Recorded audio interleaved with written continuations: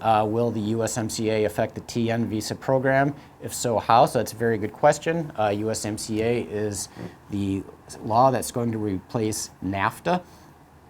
And we don't have a lot of clarification as to what exactly that's going to be. There will be, I'm quite sure, some effect, but to our understanding right now, it's not very dramatic. The TN visa is continuing to exist. It has been unchanged, though, of course, we expect to receive a fair amount of guidance in that coming up. But for now, it's still as advertised.